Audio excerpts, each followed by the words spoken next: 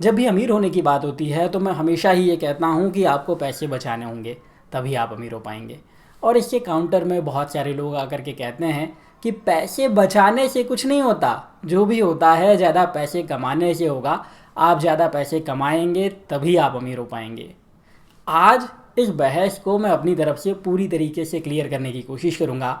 मैं बताऊँगा कि कैसे बचत की वजह से आप अमीर हो सकते हैं, सिर्फ ज़्यादा कमाने की वजह से नहीं।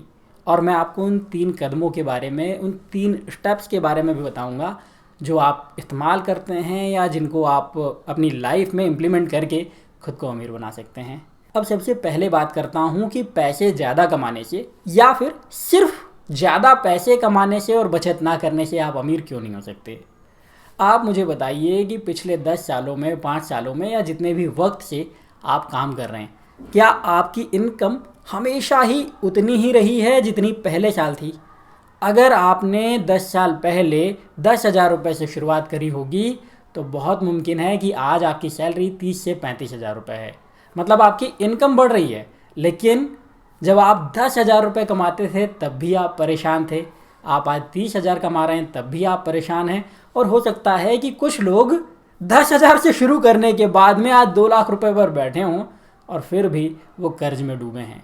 मैं ऐसे कई लोगों को जानता हूँ, कई यूट्यूबर्स को जानता हूँ जो कि बहुत अच्छा पैसा कमाते हैं, मुझसे बहुत ज़्यादा पैसा कमाते हैं, लेकिन फिर भी वो यहाँ तक गले तक कर्ज में डूबे हुए हैं। उनके लिए सांस लेना मुश्किल हो रहा है उस कर्ज की वजह से।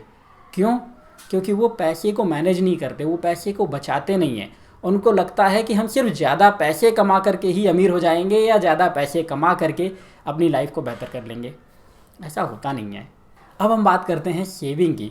तो सेविंग करने के लिए पहले आपको बजटिंग करना पड़ेगी। और बजटिंग करने से क्या होगा?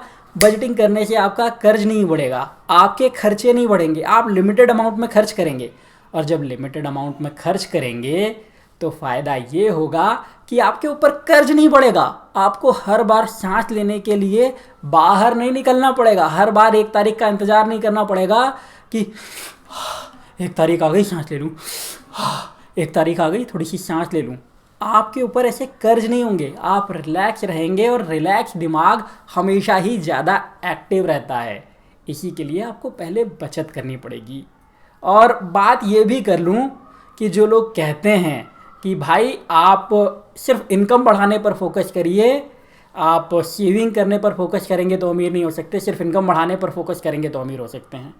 उनमें से कई लोग ऐसे होते हैं जो 13,000 रुपये का फ़ोन लेकर 1,365 रुपये की ईएमआई 1 साल तक भरते हैं ताकि उस फ़ोन की किस्तें पूरी हो सकें।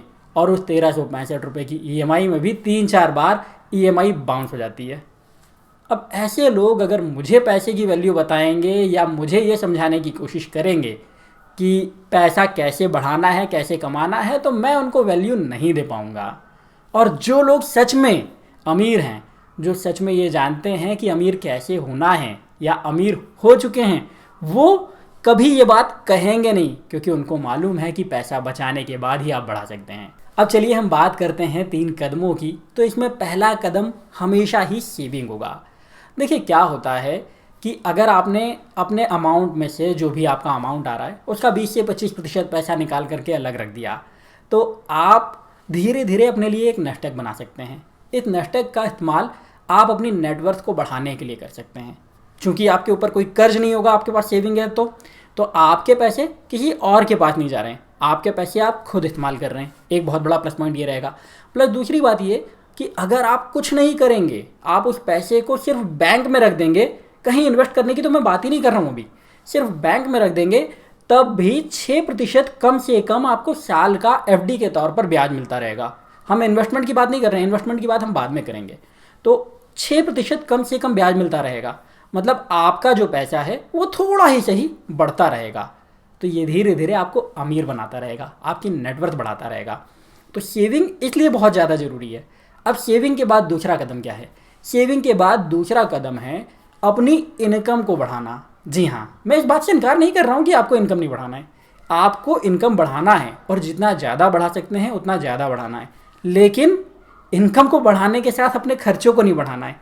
इनकम को बढ़ाने के साथ अपने खर्चों को कम करना है, ज़्यादा से ज़्यादा पैसे सेविंग में डालना है। ज़्यादा इनकम करो, ज़्यादा सेविंग करो, जब आप ज़्यादा इनकम करके ज़्यादा सेविंग करोगे तो आपकी नेटवर्थ और बढ़ेगी। तो अपनी इनकम को बढ़ाने पर फोकस करिए, वो दूसरा काम है।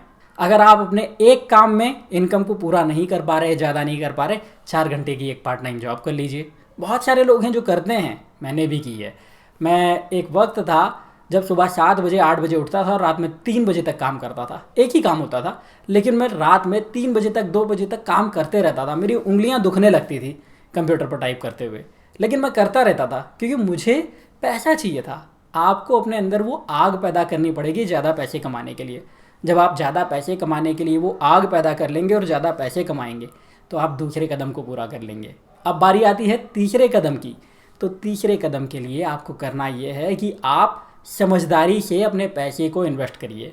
बिल्कुल इन्वेस्ट करना ही पड़ेगा। अगर आप पैसे को इन्वेस्ट नहीं करते हैं तो आप किसी भी हालात में उस पैसे को बढ़ा नहीं सकते। और इन्वेस्टमेंट के लिए मैं आपको एक बात समझाता हूँ। देखिए, आप जो पैसे जमा कर रहे हैं वो हर एक पैसा आपका गुलाम है। जब आप कर्ज लेते हैं तो आप पैसे के गुलाम होते हैं, लेकिन जब आप पैसे जमा करते हैं तो वो पैसा आपका गुलाम हो जाता है। और जो ये गुलाम पैसा है, ये गुलाम पैसा आपके लिए काम करेगा क्योंकि वो आपका गुलाम है। और मान लेते हैं कि अगर आपको साल का 10% पैसा भी रिटर्न में मिलता है, आपका हर गुलाम पैसा आपके लिए 10% पैसा रिटर्न में लेकर के आता है हर एक साल का, और आपने 1 लाख रुपए जमा किए, तो 1 साल ख़त्म होने के बाद में आपको 1 लाख से 1,10,000 हो जाएंगे। और अगर 8 साल तक इसी को आप कंपाउंड करते रहते हैं तो यही 1 लाख रुपए 2 लाख हो जाएंगे। और चूंकि आपकी इनकम बढ़ा रहे हैं आप, तो आप अपने इन्वेस्टमेंट को भी बढ़ाते रहेंगे, सेविंग को भी बढ़ाते रहेंगे, तो आपके जो रिटर्न्स हैं वो और ज़्यादा बढ़ते रहेंगे। और 10% मैंने बहुत ही मिनिमम, बहुत ही एवरेज कहा है। अगर आप चाहें तो 25 से 35% तक का रिटर्न ले सकते हैं। तो इसी के लिए कहता हूँ कि उन लोगों की मत सुनिए जो कहते हैं कि सेविंग से कुछ नहीं होगा, सिर्फ इनकम बढ़ाने से होगा। सेविंग से सब कुछ होगा। इनकम बढ़ानी है, डेफिनेटली बढ़ानी है, लेकिन शुरुआत आपको सेविंग से करनी है, दूसरा काम आपको इनकम बढ़ाना है, और तीसरा काम आपको इन्वेस्टमेंट करना है। अगर आपने ये 3 काम कर लिए तो मैं आपको निश्चित रूप से कह सकता हूँ कि अगले 10 सालों में आप खुद को अमीर बनाने में कामयाब हो जाएंगे, और उसके बाद में बहुत ज़्यादा अमीर बनाने में भी कामयाब हो जाएंगे, क्योंकि पैसा हमेशा पैसे को बनाता है, बढ़ाता है। तो उम्मीद करता हूँ कि अब आप इस बात को समझेंगे, इन 3 कदमों को फॉलो करेंगे और अपनी लाइफ को बेहतर बनाते हुए अपने आप को अमीर बनाएंगे। अभी के लिए इतना ही, अगले वीडियो में फिर मिलता हूँ। तब तक अपना प्यार और वक्त देने के लिए बहुत बहुत धन्यवाद।